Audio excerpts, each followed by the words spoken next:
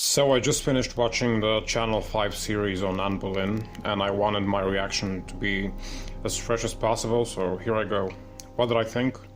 One word. It was fine. It was just fucking fine. The actors were good, the scenery was nice, the music was alright. The feeling and atmosphere of it was fine. It was one of those things you enjoy once and then totally forget about it, which I guess is precisely the overall desired effect for a TV series. It did its job in it not being absolutely terrible. So yes, I enjoyed it. Would I recommend it though? Well, if you're just a casual person wanting to watch whatever's on in your free time, go right ahead, it's nice television stuff.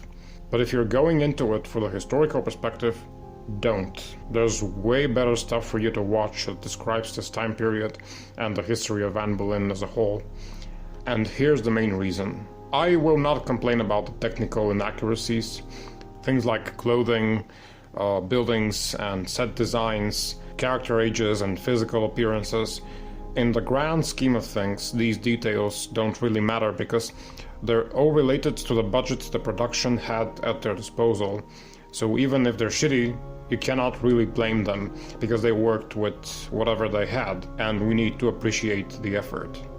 What I will complain about though is that this series obviously did not aim to tell the real story of Anne Boleyn.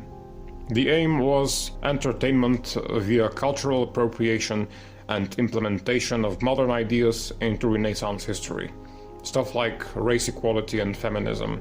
And I have to say, there's nothing wrong with expressing such ideas in art and entertainment. By all means, go ahead and propagate this. Because after all, we do live in the 21st century, and there's still a whole lot of idiots out there who apparently exhibit fossilized 19th century morals. But the thing is, when expressing and propagating such progressive views, do not use history to do it. History is only history if we're being faithful to the reality of it. People use the argument that, oh shut up, it's historical fiction, these changes are allowed in historical fiction. And to that I say, then you can just call it fiction and leave the historic element completely out of it. Just write a story about a queen who was unjustifiably executed, make it so her story revolves around the ideas of feminism, and that's it, that's perfectly fine. But do not tell me that this is supposed to be Anne Boleyn. If you say it's fiction, then let it be fiction.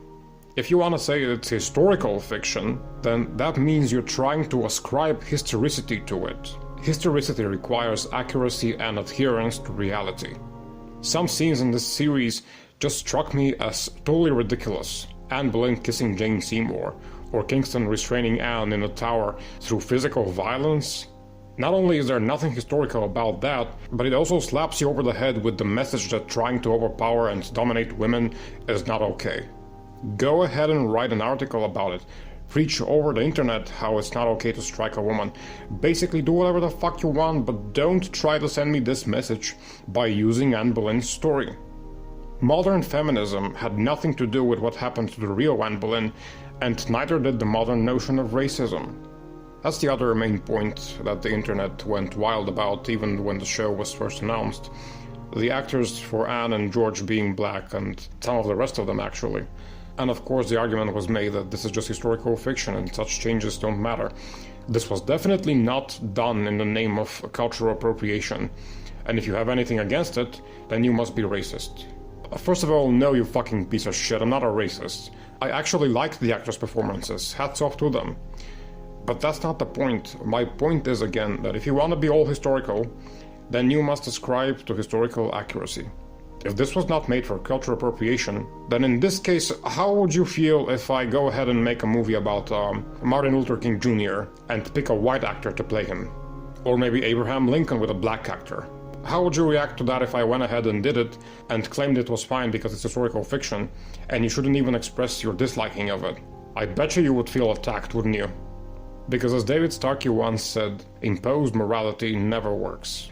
Cultural shifts need to develop naturally within society. Though I guess natural development of progressive values does probably come in the form of culturally appropriated art and entertainment too, so I kinda defeated my own argument here.